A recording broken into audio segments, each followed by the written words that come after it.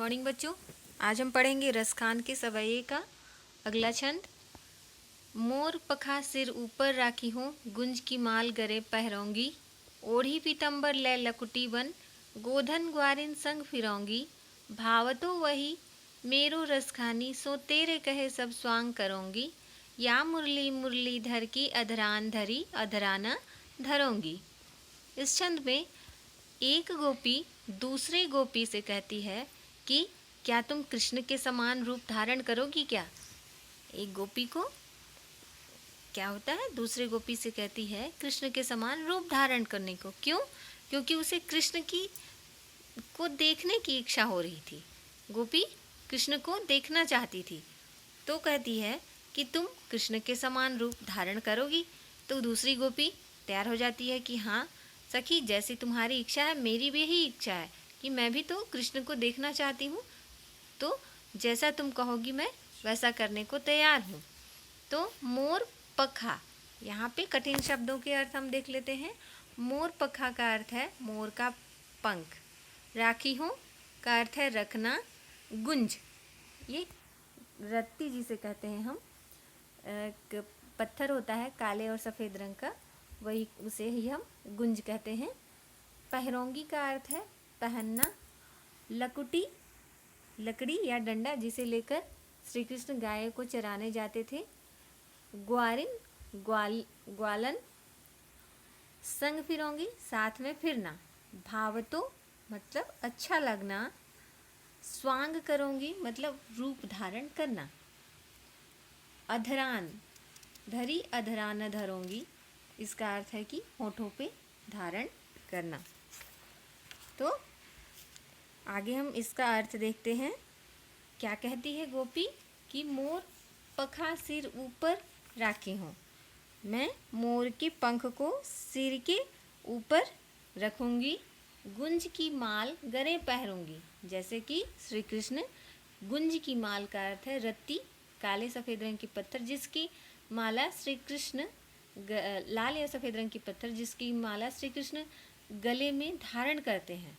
तो सब गोपी कहती है कि हाँ मैं गुंज की माला भी गले में पहनूंगी। ओढ़ी पीतम्बर ले लकुटी बन, गोधन ग्वारिन संग फिरूंगी। पीतम्बर मतलब पीला वस्त्र। मैं जैसा कि श्री कृष्ण पीला वस्त्र धारण करते हैं, वैसा मैं पीला वस्त्र भी धारण करूंगी या ओढ़ूंगी।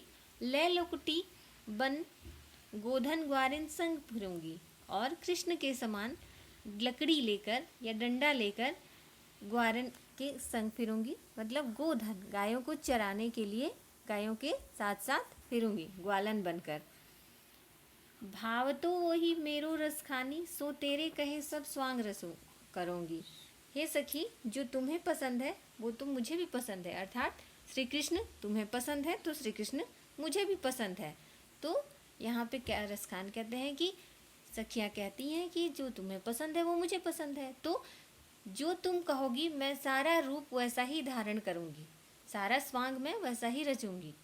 लेकिन या मुरली मुरली धर की अधरान धरी, अधराना धरूँगी।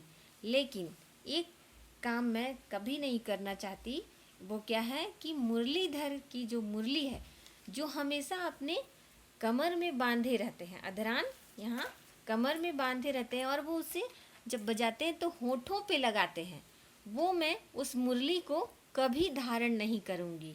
क्यों?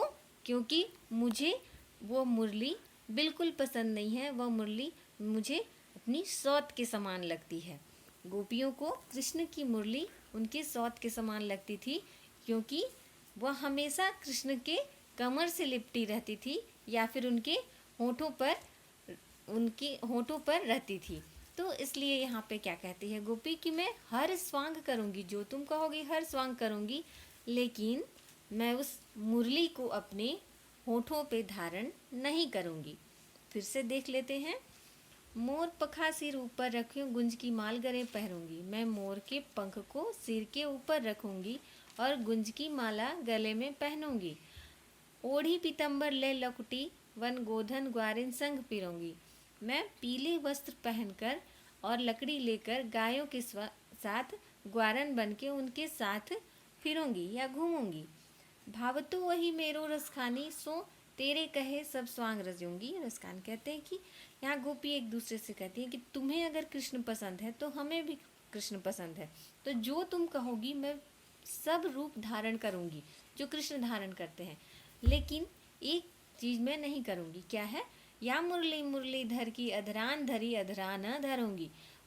वह मुरली जो हमेशा कृष्ण अपने किससे लगाए रहते हैं, अपने कमर से बांधे रहते हैं और उसे अपने होठों से लगाकर बजाते हैं, तो वह मुरली मैं धारण नहीं करूंगी, क्योंकि वह मुरली गोपियों को सौत के समान लगती थी, क्योंकि वह हमेशा कृष्ण के साथ रहती थी।